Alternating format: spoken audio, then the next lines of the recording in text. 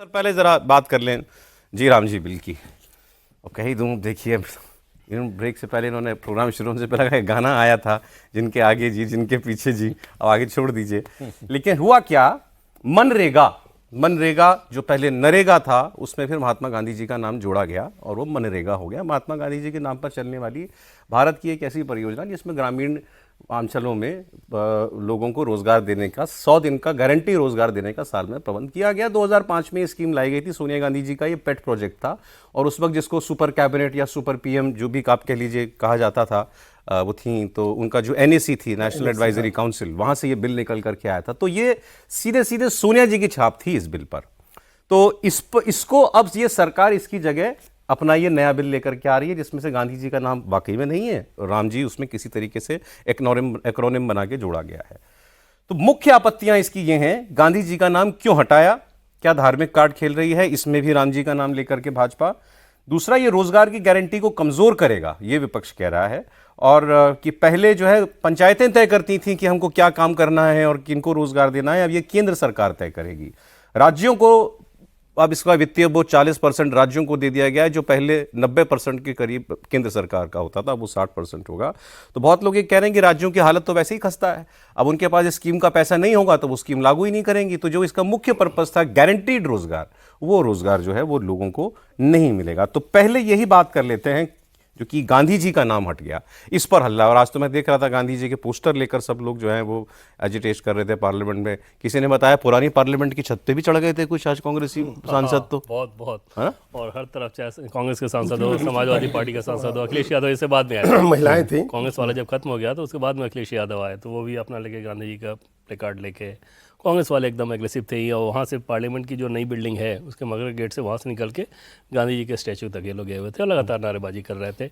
और एक तरह से आप कहें तो सौरभ एक्सपेक्टेड लाइन पे था। जबकि दूसरी तरफ आप देखेंगे पिछले वेडनेसडे को जब कैबिनेट की बैठक हुई थी जिसमें ये बिल आया था, तो उसमें पीएम मोदी ने पूज्य बापू कह के इतनी बार बोला कि कैबिनेट के मंत्रियों को ये भ्रम हो गया कि शायद इस बिल का नाम अब पूज्य बापू हो गया है। और बाहर निकल के वो लोग इस बात को चर्चा भी कर रहे थे, वो ये मान के चल रहे थे कि हाँ इस बिल का नाम पूज्य बापू हो गया। फिर हमने उस दिन चेक किया तो उसी दिन बता दिया कि नहीं बिल का नाम ये नहीं है। पहले क्लियर करूं, बिल आज पेश हो गया, इसमें इसी बार पास भी होगा। हाँ, इसलिए अभी हो जाएगा। व्हिप उसके लिए जारी व्हिप कराया गया उसी चीज़ के लिए कि भाई इसको पास करा लेना है। और इसके पीछे एक लंबा होमवर्क है, ऐसा नहीं कि आनंद फानंद में लेके आया गया है। पिछले 2-2.5 साल से इस पर लगातार काम चल रहा था कि कैसे इसको इम्प्रूव कराना, यानी कि पिछली सरकार में ही। और उसके लिए जो ट्रिगर पॉइंट था उसमें 2 चीज़ें थी।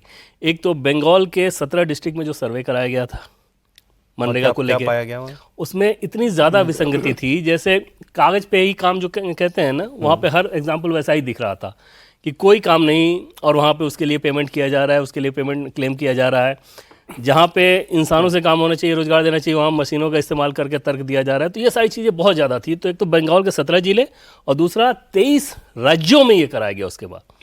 और उन राज्यों में जो जो विसंगति पाई गई उसके बाद इसके स्ट्रक्चरल चेंज की जरूरत महसूस हुई। मैं डिटेलिंग में बाद में जाता हूँ। ये बात तो फैक्ट है कि गांधी जी के नाम पे योजना थी, अब गांधी जी नहीं है उसमें योजना में। अब गांधी जी और राम जी की तो तुलना कोई नहीं कर सकता, पागल भी नहीं कर सकता। तो क्यों गांधी जी को हटा करके, और अच्छा लोग ये कह रहे हैं कि आपने हिंदी, उर्दू, अंग्रेजी सारे अक्षर जोड़ करके, शब्द जोड़ करके किसी तरह इसमें राम जी फिट करने हैं। हाँ, इसमें कोई दो राय सौरभ। जैसे एक बात तो सही है ना कि क्योंकि एनएससी की योजना थी, यूपीए सरकार की लाई गई योजना, एनएससी का ब्रेन चाइल्ड था। तो इस योजना में चाहे आप जितना भी सुधार कर दें, कांग्रेस के लोग हमेशा ये क्लेम करते थे कि ये हमारी योजना है और उनका वाजिब हक था। जाहिर तौर पर नरेंद्र मोदी सरकार को पॉलिटिकली इससे पीछे छुड़ाना था, उसमें तो कोई दो राय होना ही नहीं चाहिए कि भाई सोनिया गांधी यूपीए का स्टैंप हटे इससे। हाँ, वो हटे ना भाई कि ये हमारी योजना है, हम इसको। अब जैसे यूपीए सरकार में इस पे खर्च हुआ था लगभग 2.5 लाख के आसपास करोड़, 2.5 लाख करोड़ के आसपास इस योजना में पूरे 2005 से लेके 2014 तक। 2014 से लेके अब तक लगभग 8.5 लाख करोड़ रुपए खर्च किए जा चुके हैं। तो नरेंद्र मोदी सरकार को ये लगेगा ना कि हम इतना ज़्यादा पैसा खर्च कर रहे हैं अगर, तो ये और इतने सुधार के साथ आधुनिक ज़रूरतों के हिसाब से, जैसे 2005 में जब योजना बनी है तब गाँव की जो स्थिति थी, 2025 में गाँव की स्थिति वैसी नहीं है। तब गरीबी वाले लोग 25% थे, अब लगभग 4.5% हैं, ठीक, नाबार्ड के आंकड़े के अनुसार। अब विकसित भारत 2047 के तस्वीर अगर आप देख रहे हैं तो ग्रामीण भारत की जैसी तस्वीर होनी चाहिए, उस हिसाब से उनको इस योजना की जरूरत थी। तो जाहिर तौर पे गांधी जी कोई कांग्रेस पार्टी की मिल्कियत तो नहीं है, लेकिन नाम रहता तो क्लेम तो वही होता है, नाम तो वहीं से था। ये शुद्ध पॉलिटिकल डिसीजन है, वरना गांधी जी के नाम रहने से योजना में क्या फर्क पड़ना था। राजनीतिक लाभ की अगर बात छोड़ दें तो कौन सा ऐसा प्रावधान था कि गांधी जी का नाम होता तो वो प्रावधान गड़बड़ हो जाता है और इस फॉर्म में कर देने के बाद वो प्रावधान लागू एक बात आपने क्लियर की कि हाँ इसकी ओनरशिप लेने के लिए कि ये एक नई स्कीम हम लेकर के आए हैं, वो मनरेगा नहीं है जो पहले था, एक नई स्कीम नए उद्देश्यों के साथ ला रहे हैं, तो इसकी ओनरशिप हमारे पास आ जाए, वो उसके लिए किया गया। अब सर, गांधी जी क्या नहीं रह सकते थे दूसरी योजना के नाम में? देखिए, इस तरह की ग्रामीण रोजगार योजनाएं 1952 से चल रही हैं, अलग अलग समय पर अलग अलग नाम। राजीव गांधी के समय में जवाहर रोजगार योजना थी, जिसको सोनिया गांधी के समय, मनमोहन सिंह के समय ख़त्म किया गया, मतलब नाम बदला गया, और ये नरेगा फिर मनरेगा बना।